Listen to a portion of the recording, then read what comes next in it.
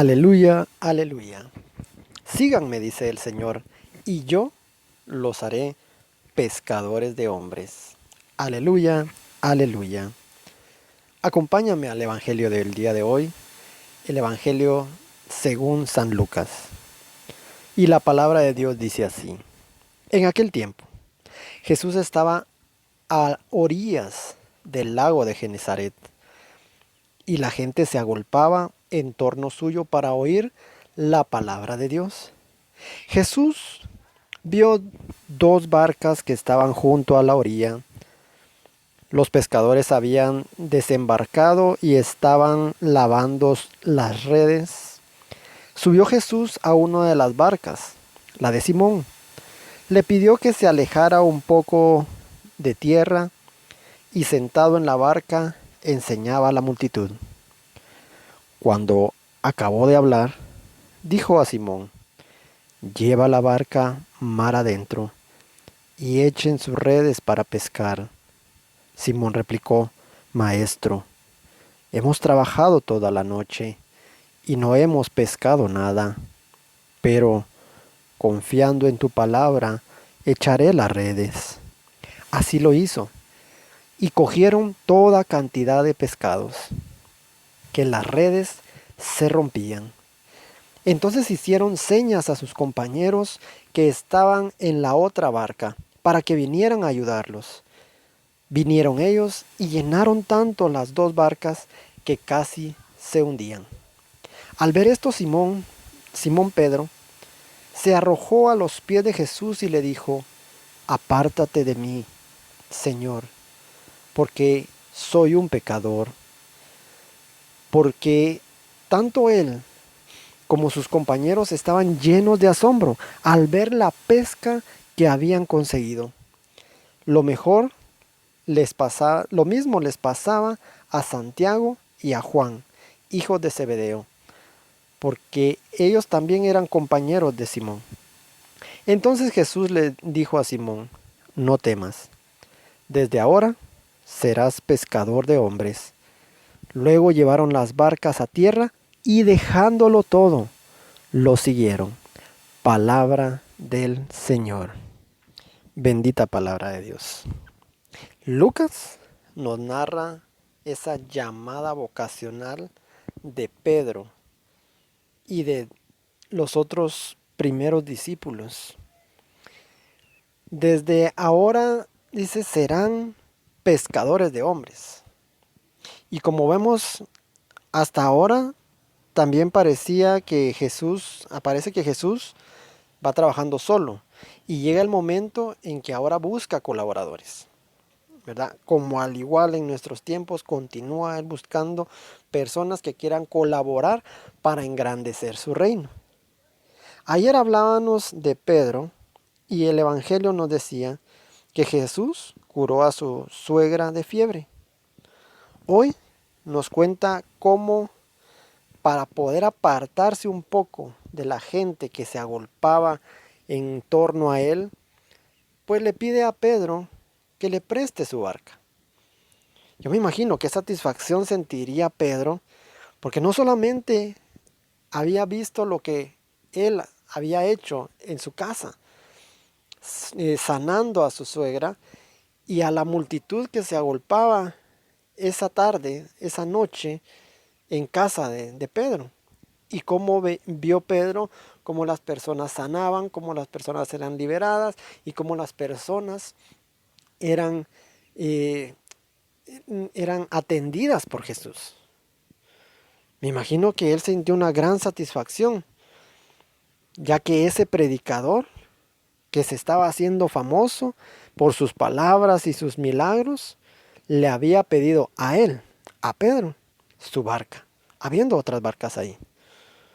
Luego, aunque a regañadientas, porque tiene la experiencia del fracaso de la noche anterior cuando echó las redes, él dice que los va a echar esta vez, pero no por confiar en él ni en su capacidad de pescador. Lo voy a echar en tu palabra, por tu palabra, en tu palabra yo echaré la red. O sea, creyendo en lo que Jesús le estaba diciendo. Y sucede lo inesperado, la pesca milagrosa, que provocó en Pedro una reacción de espanto y de admiración. Tanto así que dice el Evangelio que Pedro le dice, apártate de mí, Señor, que no soy digno, soy un pecador. Yo me imagino que tampoco debieron entender mucho lo de ser pescadores de hombres al momento en que Jesús les hace la invitación de que ya no serán pescadores, simples pescadores, sino ahora serán pescadores de hombres. Pero en medio de todo eso que no entendieron, estoy convencido que hubo algo que también los convenció a ellos, las palabras que salían de la boca de Jesús antes de la pesca milagrosa, porque recordemos que Jesús no solamente se subió a la barca e hizo el milagro de la pesca milagrosa. No, primero él predicó desde la barca y luego él procede a hacer el milagro de la pesca. Quiere decir de que estos hombres escucharon primero lo que Jesús había dicho. Por tal motivo hubo algo que los convenció de dejarlo todo y de seguirlo. Ser pescadores de hombres no significa venir a pescar personas en ese sentido. No es hacer un proselitismo, ni hacer que mueran para nuestro provecho. ¿Sí? No, para nada, al contrario. Es evangelizar. El ser pescador de hombres es evangelizar, convencer, no con palabras, como lo decía Pablo. Yo no vine a hablarles con palabras puramente humanas, sino con la palabra de Dios, en Cristo crucificado. Entonces, parte de esta pesca de hombres es ir y convencer por medio de la palabra de Dios. ¿Sí? Y ofrecer de parte de Dios a cuántas personas, ¿sí? A cuántas personas lo quieran obtener. Y mejor si son muchas a las cuales podemos llegar y dar la buena noticia de amor y de salvación que Dios tiene para ellos. Y para convencer también necesitamos un punto importante, que es lo que ha venido trabajando el Señor a lo largo de todos estos evangelios, como podemos irlos viendo.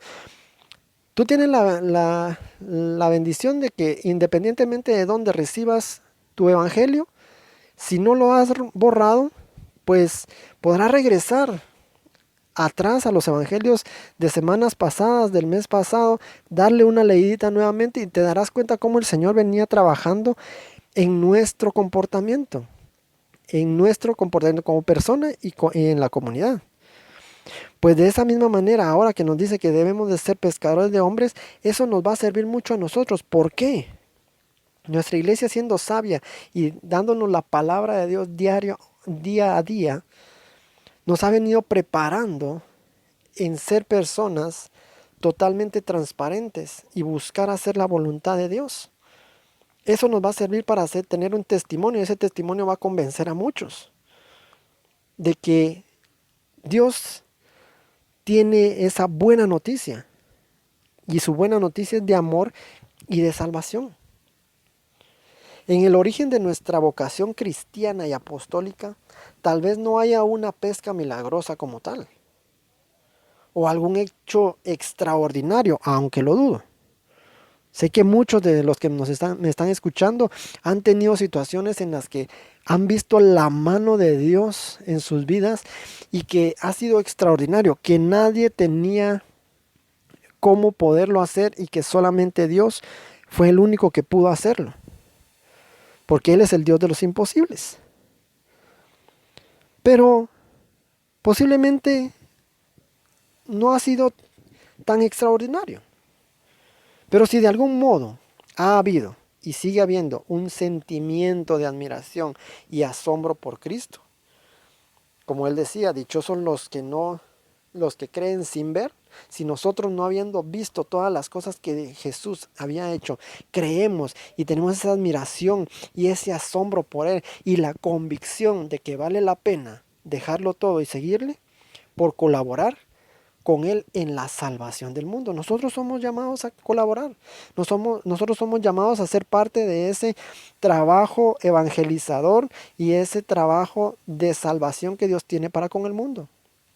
Probablemente lo que sí hemos experimentado en nuestra vida y lo hemos visto muchas veces son esas noches estériles como los mismos pescadores, ¿no?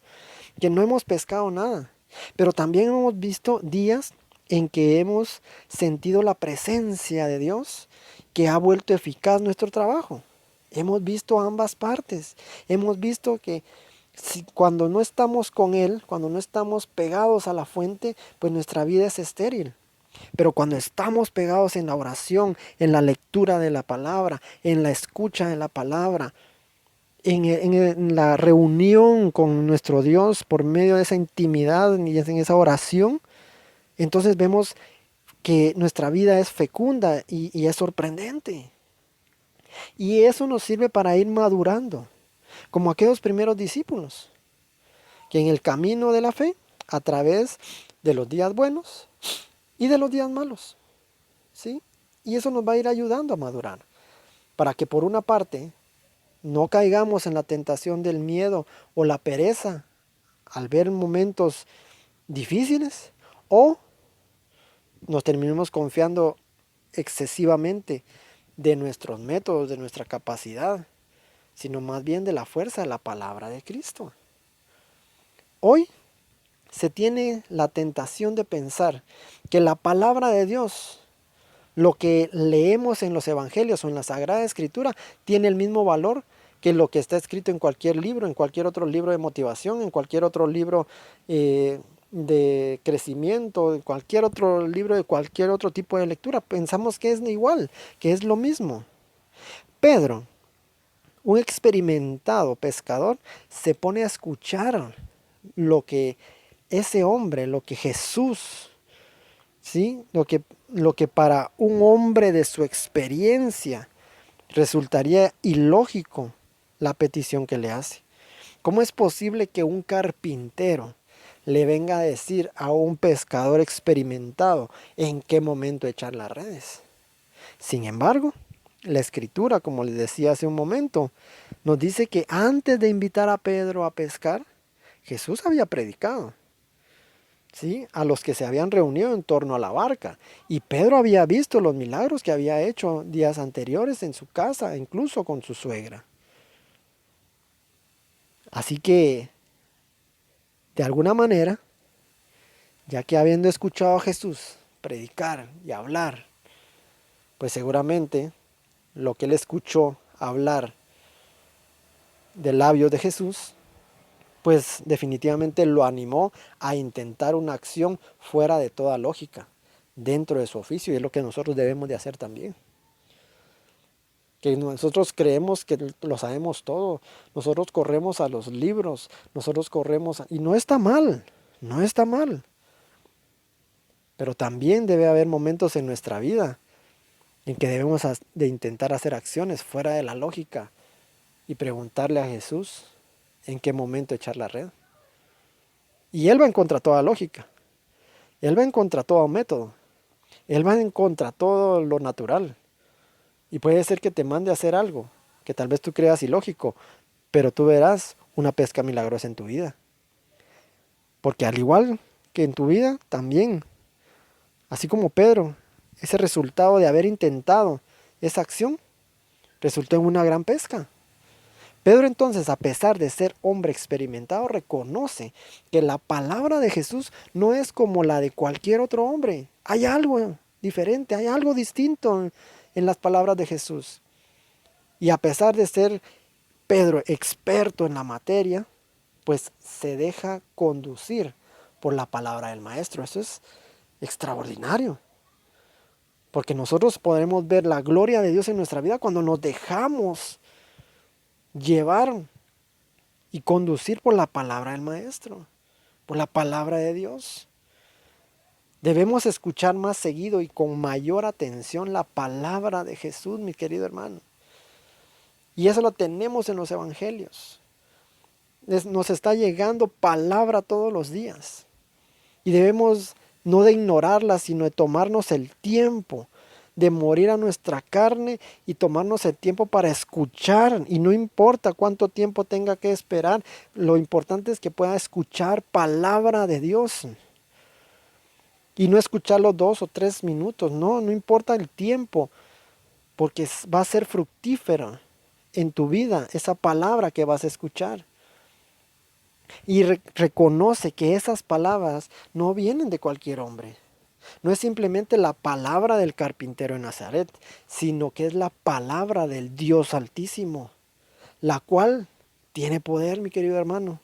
Así que date el tiempo para leer la Sagrada Escritura, de aprender y dejarte conducir por ella, de escuchar este tipo de audios, de buscar prédicas, de escuchar material que pueda venir a llenar y hacerte crecer en tu vida cristiana y poder ver de esta manera cómo el Señor te traslada de un momento, de un tiempo, una temporada de infertilidad a una temporada de fecundidad sorprendente.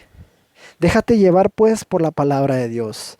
Déjate guiar por las palabras del Maestro y verás la mano de Dios en tu vida, en cada momento y en todas las áreas de tu vida.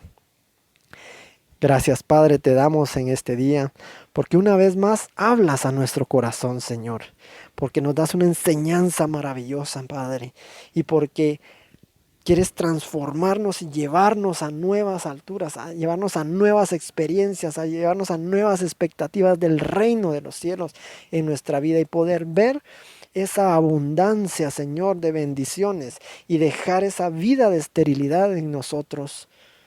Te damos gracias, Padre, porque nos llamas a la abundancia.